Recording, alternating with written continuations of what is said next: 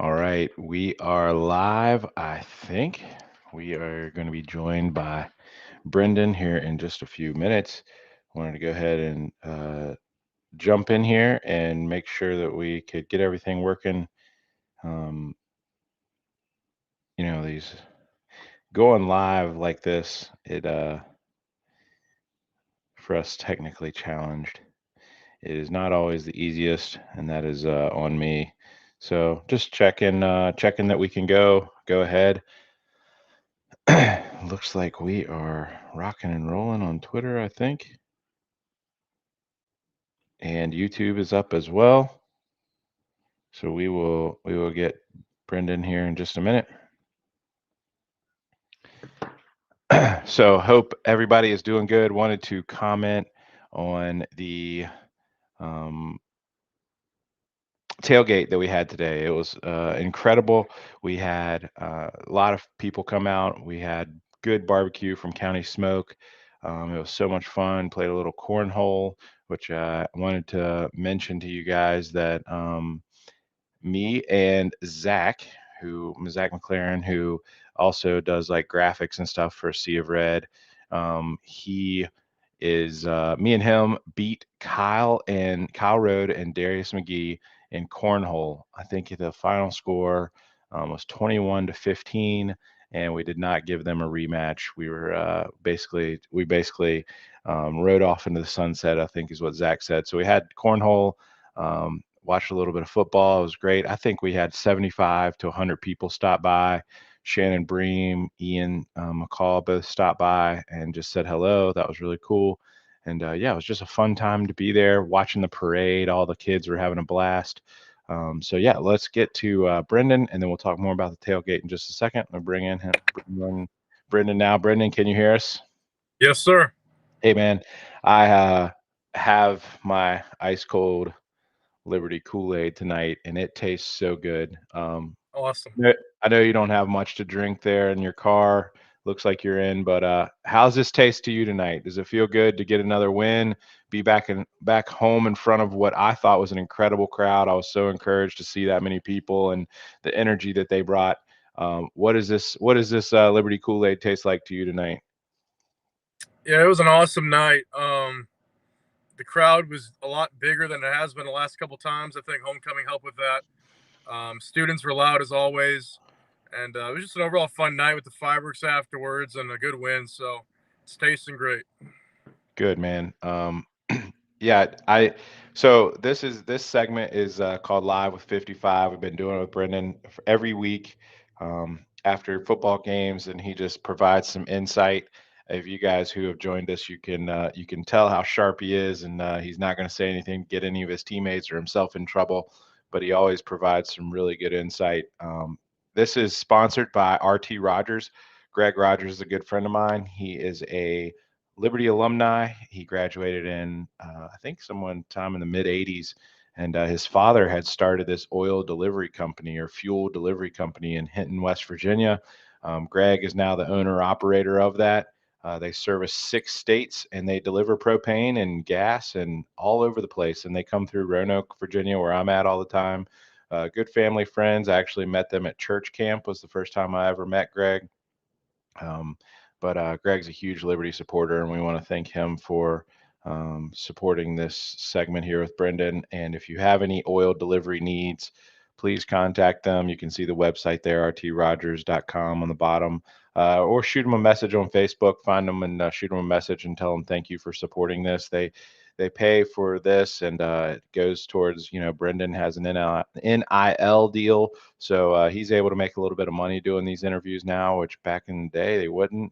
And so it's been really cool to get this kind of started and rolling with RT Rogers and the many other sponsors we have.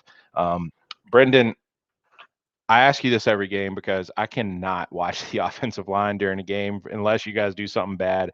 I cannot watch it live. I mean, I know there are people, I'm sure all the offensive linemen's families and stuff like that, they focus in, but I ball watch too much and kind of just get the general idea. But yeah, how did you guys play tonight and what was the grade? I thought we played pretty well. Thought we had a couple pressures we shouldn't have given up, but ran the ball well. I think we averaged, including sacks and time at the end there with some of the other guys, I think we were over 5.4 a carry, which is always, we want to be over 4 yards. So we ran the ball well, had over 220 rushing yards, and um, obviously just put up 41 points. Um, I don't remember, but yeah, put up a good amount of points. Thought it was a good back-to-back solid outing, building off of last week, and just hopefully get the mojo going and the momentum rolling for us. Yeah, so talk about that a little bit. So you put to after a Syracuse loss, and we're not going to talk about Syracuse anymore on these segments, but it's not too far away.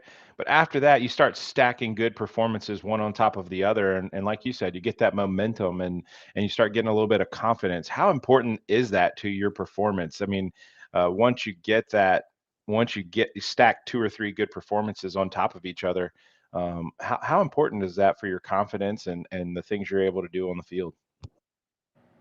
It's incredibly important. It affects everything because it comes down to the preparation, um, whether it's film, how you treat your body, how you practice, things you look for, and when you get rolling and you play well back to back weeks, it really kind of gets you excited to do the same thing again. So the momentum's huge, and I think it'll be fun down the stretch we have until the bye week to see what happens.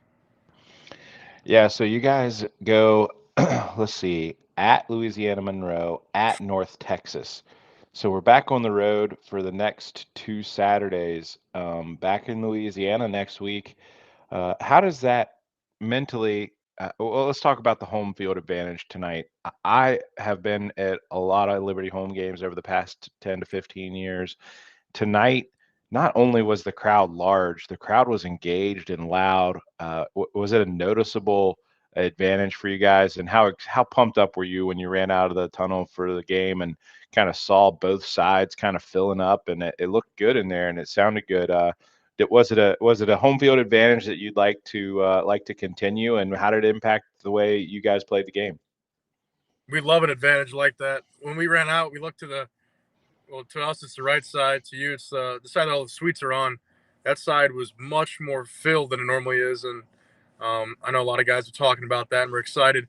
But just playing at some of these louder stadiums, Syracuse, UAB had a few times where it's kind of loud.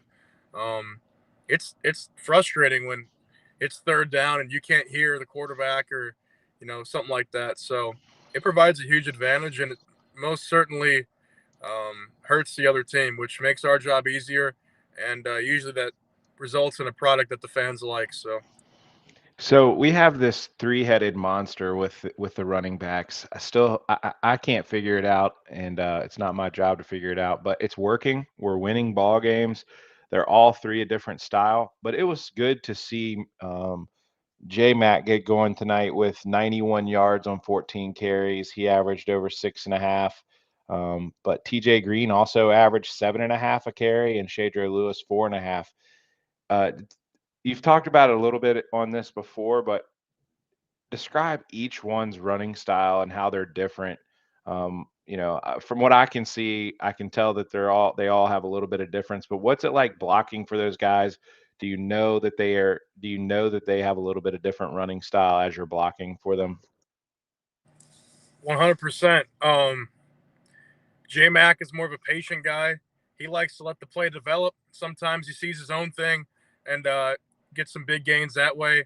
He's very creative with his runs, and I mean, he's proven to be a very solid back over the years. And it was great to see him to get going because he can be such an asset for our team. Shedrow is more of a speed back. He's going to hit the hole fast as heck. You're not even going to see him. It's it's much different than J Mac. Um, Both do well, and then TJ is kind of a mix of both. He'll run over you, and he'll be patient, and he'll be fast. But all three are so unique and different, and provide a different element that helps us do what we need to do to the other teams for us to be successful. Very good, man. Let's talk about that high and tight you got. It looks like you got a little bit of a haircut. Who cut your hair there in town? And do you go to them regularly? This is the first time I'm seeing that nice fresh cut. Looks good. Where do you go? Is it a barbershop in town, or do you guys have a team person that cuts your hair, or what? I got a boy named Raphael. He cuts my hair. He cuts a bunch of the guys on the team. Does a great job. So Oh, sweet. Shout out Raphael. So yeah, great to get the ball going on the ground tonight. Last thing we'll talk about is going, well, two things. One, let's talk about going back out on the road. Um, you know, when you guys go into a place like Louisiana Monroe, they're not having a great season, and who knows what their environment's going to be like. Do you guys talk a little bit about bringing your own energy on the road sometimes when you might not be playing in front of the home crowd, or it might be kind of a dead atmosphere? You're preparing to go into a couple of those environments here where it might not be as loud as you're expecting. It's not going to be as loud as Troy or UAB or Syracuse, and it's definitely not going to be as loud as Williams Stadium. How do you guys prepare for that? Is it kind of like, I've always heard the phrase juice travels, like, you guys bring your own energy. Do you guys talk about that at all, or is it just kind of understood that, hey, when you step out on the field, it is go time, no matter if we're playing at if anybody's watching or not? How do you guys handle that type of atmosphere? it's really an understood thing. We all know we got to bring the juice. Some of those stadiums aren't as packed as what we've played in before, but at the end of the day, you got to take care of business, and we know that plane ride is going to be much easier after a win than a loss. So there's a lot of motivation there. Just the mindset of going to someone else's house and beating them is kind of gets you going in itself. But yeah, we just look forward to taking care of business and getting on that plane and coming back home. So, but during those 60 minutes, it's time to beat them up. Last one is tonight. Malik had a couple of instances where he kind of scrambled out of some things. What is it like for you guys? I mean, I watched you on one play tonight, and you made your block initially and held it really well, and then Malik runs out, rolls out to the left. I mean, it's not just a rollout; it's like he ran 10 yards backwards to the right, and then do you just start looking for after that? Talk me through that. Do you stay with your guy? Like if you were supposed to block this certain defensive tackle, do you stay with him and make sure that he's not getting to the quarterback? Or or is there a point where it's like, okay, we're in scramble mode. I just need to find another hat and get a hat on a hat and block whoever is near me or whoever's closest to Malik to make the play? Or do you stay with your assignment throughout the whole play on something like that? You can always get an idea of what's going on by the way that the defensive linemen or the linebackers are playing, or you can like see their eyes. So in an instance where he's scrambling, even though you may be on your block, you know you're not going to probably you don't know where he's going, and the guy that is chasing him that you're blocking does. So it's difficult at times, but you really he makes like five guys miss every time. So I usually try to find someone to get an idea of where I think he may go and try to get a block. But he does a great job when someone may not be open or we gave up a pressure. Or he makes so many plays with his feet, and it makes it pretty fun to be out there and to see it happen. Awesome. Congratulations on the win again, man, and good luck on the road the next couple weeks. I know we're going to be excited to have you guys back in town and get back in Williams Stadium and hopefully pack it out, continue packing it out. But always fun watching you play, but it's even more fun for me to catch up and hear about the game from your lens. And yeah, man, really appreciate it. Hope you have a good night. And we get a little bit earlier tonight. It's only Oh yeah. we just hit 8 o'clock, so go get you something to eat, and we'll catch up with you next time. All right. Thank you. Have a good night. Yeah, you too. All right, that was Brendan Schlittler. I always gotta pause before I say his last name. But back to the tailgate. One last thing I wanted to comment on is A Sea of Red and John. He started this thing almost 10 years ago, and the idea back then was to engage with fans and create a community of fans that just enjoyed Liberty football and Liberty athletics together. And today was kind of a culmination of that for me. I had interacted with a lot of these fans on message boards over the years, and then it turned to Twitter, and then just kind of producing these types of things, the lives and the podcasts and things like that. But to get to meet people and put a name and a face, and I heard probably over a dozen times today, "Hey, I listened to your podcast. It's great stuff." Blah, and all that. And it was so cool, man. And I really appreciate that. I appreciate the community we're building together. look, to me and to John, I know that you have to do certain things to pay the bills and to hire photographers and writers and pay for your server and maintenance on your website, and there's so many costs that go into it. So of course you got to make your money a little bit. But I know that both John and I, John specifically, he created this thing to create a community. I just wanted to say that for me, that came to fruition today. It was great meeting some of you guys, and all the words of encouragement about the podcast, about these lives, about A Sea of Red.